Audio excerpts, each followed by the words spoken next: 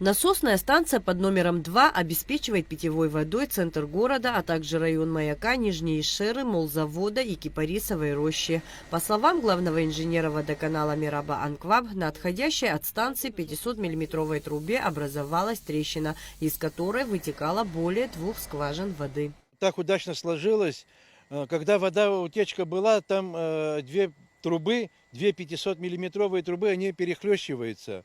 И мы думали, что обе трубы, они поломанные.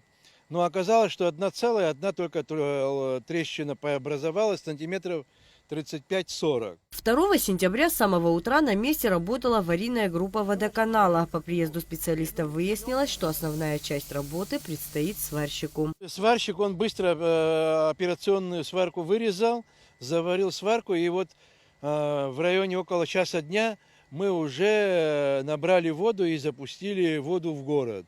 Также и верхняя насосная тоже была запущена в город. Но я думаю, часа через 2-2,5 часа уже в городе будет полностью город опрессован, и вода у всех будет. Все пригородные села и поселки получают воду от 2-й, 4-й и Килосурской насосных станций. Так как в течение месяца наблюдается сильная засуха, население потребляет воду вдвое больше обычного.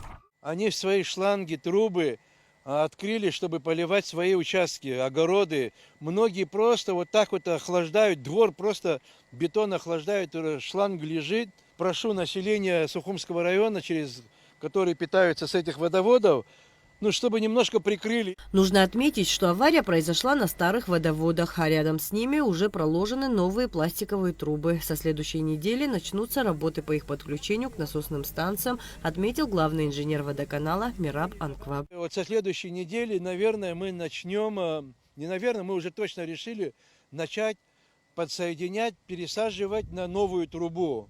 Но здесь тоже своя немножко такая хитрость есть. У нас есть возможность, есть перемычка, держать под давлением и старую, и новую трубу. Сделали, чтобы это было сделано для опрессовки новой трубы. Работы по подключению новых водопроводных труб будут проводить специалисты водоканала и Абхазстроя. Завершить их планируется в течение 2 месяцев. Адица Сагария, Рамо Камки, Абхазское телевидение.